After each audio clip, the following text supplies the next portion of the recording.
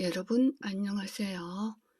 오늘은 성막 안의 기구들과 또 제사법들에 대해서 알아보겠습니다. 그럼 지성소 안에는 어떤 성막의 기구들이 들어있을까요? 알아볼까요? 그곳에는 증거궤, 언약궤, 여호와의 궤라고도 불리는 법궤가 있지요. 그 법궤 안에는 첫 번째는 십계명이 기록된 두 돌판이 있는데, 이는 하나님과 이스라엘 백성이 맺은 언약의 근본 요소이지요. 두 번째는 만나가 들어있으며, 이는 생명의 양식이 되시는 예수 그리스도를 상징하지요.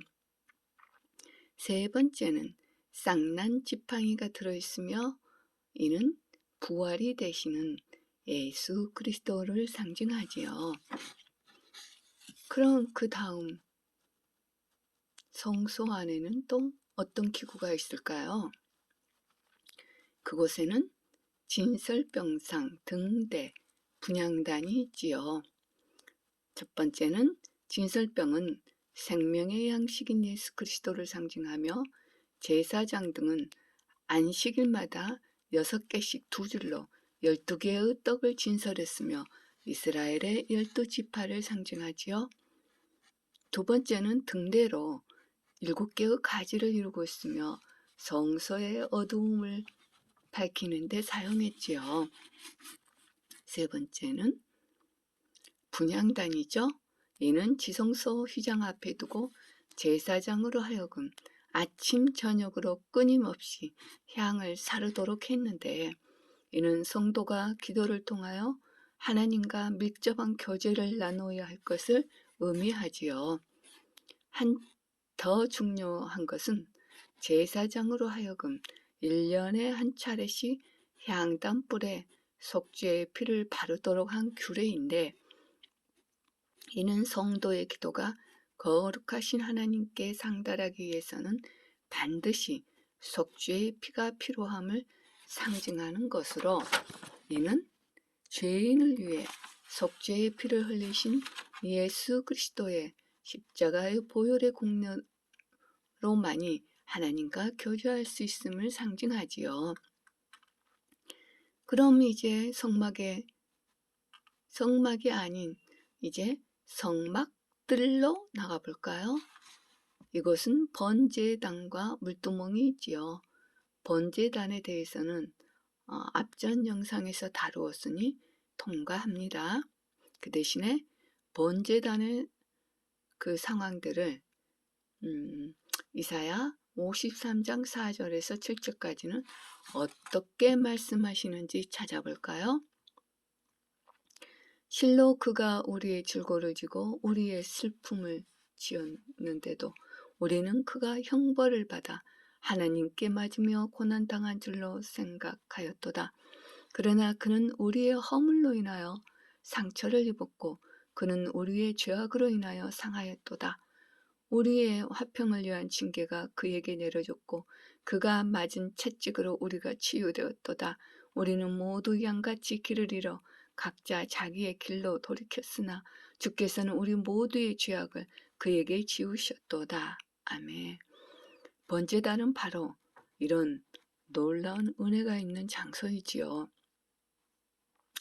그럼 이제 또 물두멍으로 가볼까요? 물두멍은 제사장이 성막에 들어가기 전 제사의식을 집전하기 위해 반드시 물로 손과 발을 씻어 정결함을 유지해야 하는 것이죠. 이는 놋으로 만든 큰 세숫대야로 정결한 삶을 위해 항상 그리스도의 말씀으로 죄악을 씻어내는 일을 계속 수행해야 함을 애시하는 규례이지요. 또 그 외에도 불집게, 불똥그릇, 성막 안감, 금갈고리 등등이 크고 작은 많은 기구들이 있지만은 생략합니다. 출애굽기는 성막의 봉헌으로 끝을 맺는다면 이어지는 레위기는 그 성막에서 거행될 5대 제사에 대한 규례를 다루고 있지요. 이스라엘은 하나님의 선민이 되기는 했지만 아담부터 이어온 죄의 속성으로 인해 하나님이 요구하시는 절대적 성결함을 감당해내지 못하죠. 그래서 이스라엘 백성들의 죄를 해결하여 하나님과 언약관계를 유지하며 하나님과 계속 교제를 나누기 위한 방법으로 주신 것이 제사법이죠. 이 제사법은 하나님의 임재를 상징하는 성막법과 하나님과 죄인된 백성 사이에 중요 역할을 수행하는 제사장법과 구약 율법 중 의식법이 해당되지요. 구약의 제사법은 구약 시대에만 국한되는 임시 방편이지만 이는 희생의 피를 근거로 하여 본질적으로 연결된 것으로 신약 시대의 예배의 모형이라고 볼 수 있지요. 즉, 구약의 제사법은 인간보다 못한 짐승을 자신의 죄의 대가로 희생 제물에 이름하여서 죄를 지을 때마다 되풀이해야 하는 사죄의 원리이지만 이 모두는 다 예수 그리스도의 갈보리 구속 사역의 희생을 예표하고 있지요. 이는 신약 시대에 하나님이시면서 이 세상에 오신 죄로부터 완전 순결하신 유일한 인간이신 우리 주님을 단 한 번의 제물로 영원한 제사, 곧 골고다 언덕의 제사를 예표하지요. 그럼 이제 구약시대의 5대 제사 종류에 대해서 알아볼까요? 이는 첫 번째는 번제가 있고요. 두 번째는 소제, 세 번째는 속죄제가 있고, 네 번째는 속건제가 있고, 다섯 번째는 화목제이죠. 번제는 헌신을 나타내며 이 첫째 규례는 소의 번제로 흠없는 수컷을 택해 번제물에 안수하면 제사장들은 짐승을 잡아 그 피를 단 사면에 뿌리고 고기를 제단에 태우죠. 둘째는 양과 염소의 번제이며 셋째는 쇠의 번제이죠. 이는 산비둘기와 집비둘기의 새끼를 사용하죠.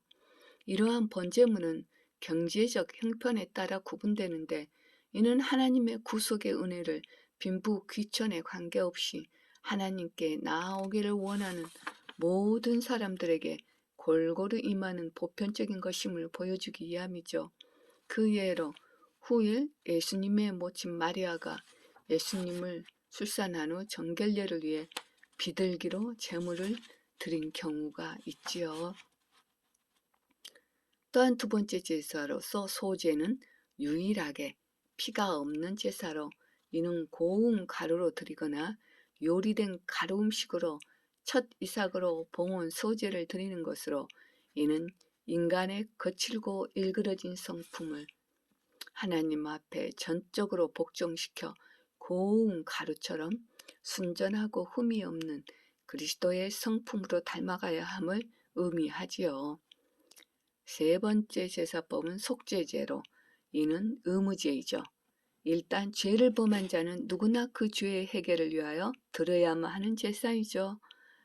범죄한 사람의 죄의 비중에 따라서 그 속죄의 장소가 각각 다르죠. 그 예로 번제단은 개인의 속죄 장소라면 성소는 제사장 및 회중의 죄를 위한 장소이죠. 지성소는 인간의 본질적인 죄의 장소이고요. 레기 16장 11절에서 34절을 묵상해 보세요. 네 번째 제사법은 속죄제이죠. 네 번째 제사법은 속건제이죠. 이는 속죄제와 같은 의무제이면서도 하나님께 죄사함을 받고 피해자에게 보상하기 위한 손해배상 성격이 강한 제사이죠. 다섯 번째 제사법은 화목제이죠. 이는 이미 받은 축복을 감사하며 드리는 감사제로 하나님과 인간과 인간 사이에 화해와 친교의 성격이 강하지요. 이제 5대 제사법에 대해서 간단하게 알아보았습니다. 하나님께서 모세에게 각종 제사법에 대한 규례를 가르침으로써 이스라엘 백성들이 하나님을 올바르게 섬기며 하나님의 백성다운 삶을 살아가도록 하신 게지요. 그러나 신약시대인 오늘날의 제사법은 외형상 모두 폐기되었지만 그럼에도 불구하고 그 근본 정신들은 오늘날에도 예수 그리스도의 복음을 통해 융해되고 승화되어 면면이 이어져 내려오고 있지요. 즉 번제는 성도의 헌신과 복종 속에서 스며 나오고 화목제는 구원받은 성도가 하나님과 이웃 상호 간의 화평과 친교 속에 스며 나오지요. 또한 속죄제와 속건제는 죄를 사해 주시는 하나님의 무한한 은혜 속에서 그 맥을 이어가고 있지요. 그림자에 불과했던 구약의 각종 제사제도나 형식은 오히려 오늘날의 예수 그리스도의 복음 안에서 하나님의 완연한 실체로 우리에게로 다가서신 것이죠. 그럼 신약 성경에서는 이를 어떻게 말씀하고 계시는지 찾아볼까요? 히브리서 9장 23절에서 28절 말씀을 보니 그러므로 하늘들에 있는 것들의 모형들은 이런 것들로 깨끗하게 할 필요가 있었으나 하늘에 있는 것들 그 자체는 이것들보다 더 좋은 희생제물들로 해야 하리라. 이는 그리스도께서 실물의 모형인 손으로 만든 성소들에 들어가지 아니하시고 바로 그 하늘 자체에 들어가셔서 우리를 위하여 하나님의 면전에 지금 나타나 계시기 때문이라. 뿐만 아니라 대제사장이 해마다 다른 것들의 피를 가지고 성소에 들어가는 것처럼 여러 번 자신을 들이실 필요가 없으니 그리하면 세상의 기초가 놓인 이래로 그가 여러 번 고난을 당하셔야 될 것이지만 이제 그는 자신을 희생 제물로 드려 죄를 없애시려고 세상 끝에 한 번 나타나셨느니라. 한 번 죽는 것은 사람에게 정해진 것이고 그 뒤에 심판이 정해진 것 같이 그리스도께서도 많은 사람들의 죄들을 담당하시려고 한 번 드려지셨고 두 번째는 자기를 바라는 자들을 구원에 이르게 하시려고 죄 없이 나타나시리라. 아멘. 뇌기는 이렇게 제사법의 규례로 끝을 맺습니다. 여러분, 오늘도 지식 안에서 기쁨이 있으시기를 바랍니다. 더 좋은 은혜로 또 만나기를 바라며 여러분 안녕.